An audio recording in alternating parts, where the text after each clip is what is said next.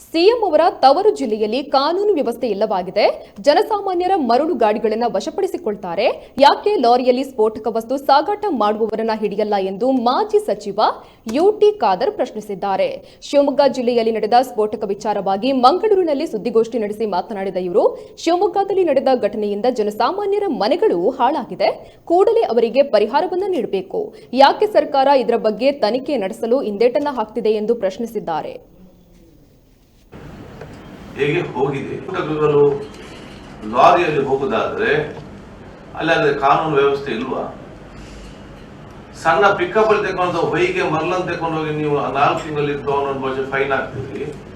Load Gatte ಸ್ಕೂಟರ್ಗಳು ಅಲ್ಲಿಗೆ ಹೇಗೆ ಹೋಗ್ತದೆ, ಹೇಗೆ ಹೋಗಿದೆ?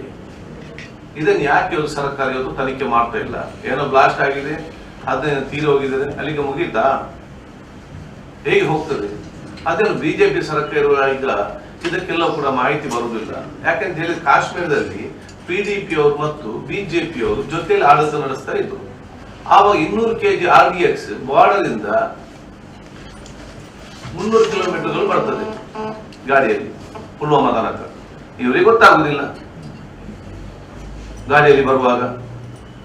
ಇಲ್ಲಿ ಲಾರಿ ಗಟ್ಟಲೆ ಸ್ಫೋಟಗಳು ಇವತ್ತು ಬರ್ತದೆ, ಇವರಿಗೆ ಗೊತ್ತೇ ಇಲ್ವಾ?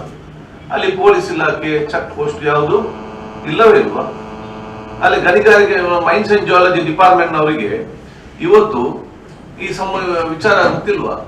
ಯಾರ ಮೇಲೆ ಆಕ್ಷನ್ ತಗೊಂಡಿದ್ದಾರೆ? ನಿಜವಾಗಿ ಮೈನ್ಸ್ ಅಂಡ್ ಜಿಯಾಲಜಿ ಮಿನಿಸ್ಟರ್ ರಾಜೀನಾಮೆ ಕೊಡಬೇಕು.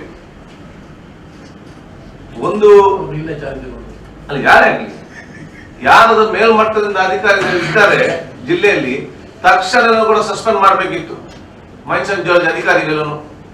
ಯಾವ್ಯಾವ ಚೆಕ್ ಪೋಸ್ಟ್ ಅಲ್ಲಿ ಯಾರಿದ್ದಾರೆ ಅವ್ರು ಕೂಡ ಆಕ್ಷನ್ ಆಗಬೇಕಿತ್ತು. ಏನ್ ಇವತ್ತು ಮಾಡಿದೆ? ಅದಲ್ಲದೆ ಇಷ್ಟು ದೊಡ್ಡ ಇವತ್ತು ಮಟ್ಟದ ಈಗಾಗಲೇ ಹೇಳಿದ್ದಾರೆ ಸುಮಾರು 60 ಹಳ್ಳಿಗಳಿಗೆ 2-3 ಜಿಲ್ಲೆಗೆ ವ್ಯಾಪಕವಾಗುವಂತ ಈ ಒಂದು ಬ್ಲಾಸ್ಟ್ ಆದ ಸಂದರ್ಭದಲ್ಲಿ ಭೂಕಂಪದ ರೀತಿಯಲ್ಲಿ ಎಷ್ಟು ಜನಸಾಮಾನ್ಯ ಮನೆಗಳ ಇವತ್ತು ಕಿಟಕಿ ಬಾಗಿಲು ತುಂಡಾಗಿದೆ. 60 ಕಿಲೋಮೀಟರ್ ವ್ಯಾಪ್ತಿಯಲ್ಲಿ ಎಷ್ಟು ಜನರ ಇವತ್ತು ಡ್ಯಾಮೇಜ್, ಅಗ್ರಿಕಲ್ಚರ್ ವಿಚಾರಕ್ಕಿಂತ ಡ್ಯಾಮೇಜ್ ಆಗಿದೆ. ಇವತ್ತು ಬಹಳಷ್ಟು ಡ್ಯಾಮ್ಗಳಿದೆ, ಸಣ್ಣ ಪುಟ್ಟ ಕಿರು ನೀರಾವರಿ, ಮೇಜರ್ ಇರಿಗೇಷನ್ ಮತ್ತು ದೊಡ್ಡ ಮಟ್ಟದ ಡ್ಯಾಮ್ಗಳಿಗೆ ಎಷ್ಟು ಡ್ಯಾಮ್ಗಳು ಇವತ್ತು ಹಾನಿಯಾಗಿದೆ.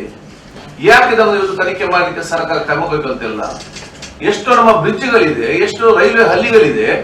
ಬಹುಶಃ ಇದನ್ನು ಇವತ್ತು ಶಿಥಿಲಗೊಂಡು ನಾಳೆ ಏನಾದ್ರು ವಿಪರೀತವಾದ ಮಳೆ ಬಂದಂತ ಸಂದರ್ಭದಲ್ಲಿ, ಪ್ರಕೃತಿ ಸಂದರ್ಭದಲ್ಲಿ ಇದೆಲ್ಲವೂ ಕೂಡ ಡ್ಯಾಮೇಜ್ ಆದ್ರೆ ಅದಕ್ಕೆಲ್ಲ ಕೂಡ ಈ ಬ್ಲಾಸ್ಟ್ ಕಾರಣ ಹೇಳಲಿಕ್ಕೆ ಬಯಸ್ತೇನೆ. ಇವತ್ತು ಮುಂದಿನ ವರ್ಷ ಮಳೆಗಾಲದಲ್ಲಿ ಶಿವಮೊಗ್ಗದಲ್ಲಿ ಯಾವ ರೀತಿಯ ಹಾನಿ ಆಗ್ತದೆ ಎಲ್ಲಿ ಅಂತ ಯಾರಿಗೂ ಊಹಿಸ್ಲಿಕ್ಕೂ ಸಾಧ್ಯ ಇಲ್ಲ. ಯಾಕೆ?